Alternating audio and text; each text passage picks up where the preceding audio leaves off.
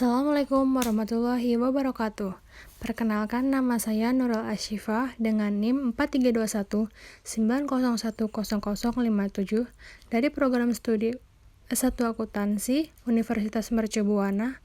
Di sini saya akan memenuhi tugas besar 1, Statistik Bisnis dan Praktikum oleh dosen pengampu Ibu Ernestiani, SE MSI, mengenai tabulasi data primer dari sumber data ke Excel melalui proses input dan output pada aplikasi SPSS. Oke, langsung saja saya akan menampilkan kuesioner hasil penelitian dengan judul Pengaruh Harga Kepercayaan Konsumen dan Kemudahan Penggunaan Keputusan Pembelian melalui Marketplace Shopee. Di sini sudah terdapat 21 jawaban atau respon dari beberapa teman-teman. Yang saya rekap seperti berikut ini hasil data tersebut. Lalu saya membuat rekapan dari hasil data para responden tersebut ke dalam aplikasi Excel seperti berikut ini, yang akan digunakan nanti dalam aplikasi SPSS. Sebelumnya kita minimize dulu Excel dan rekapan tersebut. Setelah itu kita membuka aplikasi SPSS-nya untuk menginput data-data yang sudah kita dapat melalui kuesioner yang ada. Di sini kita pencet New Database. Setelah itu di bagian kiri bawah terdapat tabel data view dan tabel variable view. Pertama kita memilih tabel variable view. Setelah kita pilih tabel variable view, selanjutnya kita mengisi pada kolom nama dengan X1.1, X1.2, X1.3, X1.4, total X1. X2.1, X2.2, X2.3, X2.4, X2.5, dan total X2. Selanjutnya, X3.1, X3.2, X3.3, X3.4, dan total X3. Lalu yang terakhir Y1, Y2, Y3, Y4, dan Y5. Selanjutnya yang terakhir total Y. Dalam kolom label, pada bagian total yang X1 kita tulis faktor pendapatan harga, total X2 kita tulis faktor kepercayaan konsumen.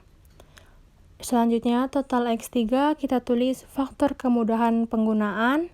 Dan yang terakhir total Y kita tulis sebagai faktor keputusan pembelian. Selanjutnya pada kolom desimal kita ubah angkanya menjadi 0. Karena dari hasil kuesioner yang sudah didapatkan tidak ada angka desimal di situ, melainkan hanya ada angka bulatan. Maka dari itu kita ubah angkanya menjadi 0. Selanjutnya value 1 itu STS kita add, 2 itu TS kita add, yang ketiga itu R kita add, yang keempat itu S kita add, dan yang terakhir yang kelima itu SS kita add. Lalu klik OK. Selanjutnya jika sudah muncul kita copy dan di paste sampai bawah, tapi hanya variabelnya saja. Total X-nya tidak perlu dituliskan. Selanjutnya pada bagian measure kita ganti menjadi nominal, nominal, dan nominal, kecuali bagian total kita ganti menjadi scale. Selanjutnya nominal, nominal, nominal, nominal, scale. Nominal, nominal, nominal, nominal, dan scale. Nominal, nominal, nominal, scale. Ulangi sampai bagian total Y, tetapi yang bagian total diganti menjadi scale. Setelah data sudah dituliskan semua, selanjutnya kita lanjut ke table data view. Seperti inilah data-data yang sudah dibuat tadi pada table variable view. Kita buka Excel-nya, lalu kita copy bagian angkanya saja keseluruhan. Setelah itu, setelah di copy kita pindahkan ke data view. kita paste di bagian data view. Setelah itu kita periksa dulu terlebih dahulu. Selanjutnya kita akan melakukan analisis statistik. Pertama analyze, yang kedua descriptive statistik, dan frequency. Angka X1, titik 1, X1.2, X1.3, dan X1.4 beserta faktor penetapan harganya kita blok, lalu kita pindahkan ke sebelah kanan variabel. Setelah itu klik statistik, checklist bagian mean, median, maksimum, minimum, range, standar deviasi, dan quartiles. Setelah itu klik continuous. Lalu klik OK dan akan tampil data seperti yang terlihat pada layar.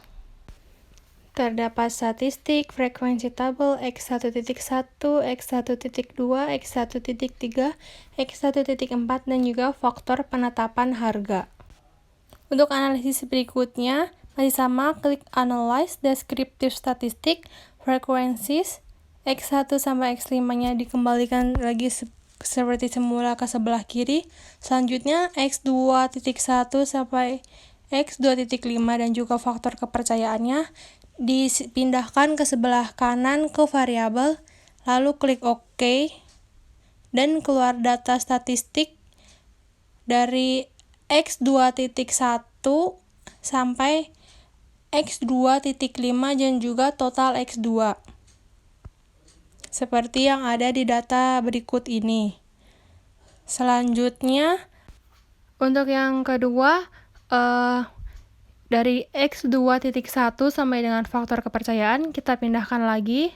Setelah itu dari X3.1, X3.2, X3.3, X3.4 dan juga faktor kemudahan penggunaan kita pindahkan ke variabel. Setelah itu klik statistik, continuous karena masih sama, dan pilih OK. Selanjutnya analisis ketiga, pindahkan X3.1 sampai dengan faktor kemudahan. Setelah itu lanjut ke Y1, Y2, Y3, Y4, dan Y5, pindahkan ke bagian variabel. Setelah itu klik bagian statistik lalu OK, dan beginilah hasil dari bagian paling akhir yaitu Y, variabel Y, sampai dari variabel Y1 sampai dengan faktor keputusan pembelian. Oke, seperti ini jadinya ada X1.1, X1.2, X1.3, X1.4, dan faktor penetapan harga X2.1, X2.2, X2.3, X2.4, X2.5, dan faktor kepercayaan konsumen X3.1, X3.2, X3.3, X3.4, dan faktor kemudahan penggunaan. Dan yang terakhir Y1, Y2, Y3, Y4, Y5, dan faktor keputusan pembelian. Selanjutnya analisis deskriptif statistik. Pada statistik, pindahkan X1.1 sebelah kiri. Setelah itu X2.1, X2.2 sampai dengan faktor kepercayaan pindahkan ke sebelah kanan pada bagian variabel. Setelah itu klik OK dan hasilnya akan seperti itu. Lanjutkan hal yang sama pada X3. Terlebih dahulu pindahkan X2.1 ke sebelah kiri dan X3.1 sampai dengan faktor kemudahan kita pindahkan ke sebelah kanan. Setelah itu klik OK, muncul seperti ini.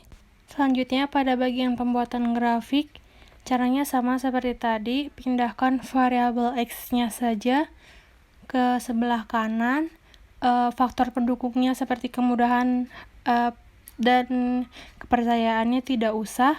Setelah itu, setelah X1.1 sampai dengan X1.4, X2.1 sampai dengan X2.4, X3.1 sampai dengan X3.4, dan juga Y1 sampai dengan Y5 dipindahkan. Kita klik statistik, checklistnya semua dihilangkan. Setelah itu pilih chart, kita pilih histogram, show normal, continue.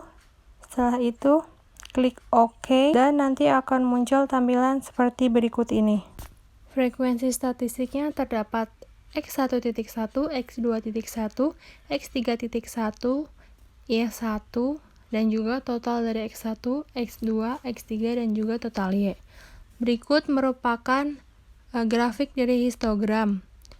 Terdapat histogram X1.1, 1.2, 1.3, 1.4, dan juga ada X2.1, X2.2, X2.3, X2.4, dan sampai histogram Y1, Y2, Y3, Y4, dan juga Y5.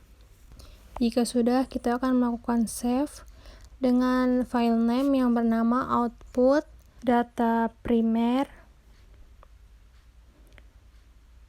underscore Nurul Ashifa. Ini kita save bagian output datanya. Selanjutnya kita akan save bagian input datanya. Caranya sama seperti yang tadi.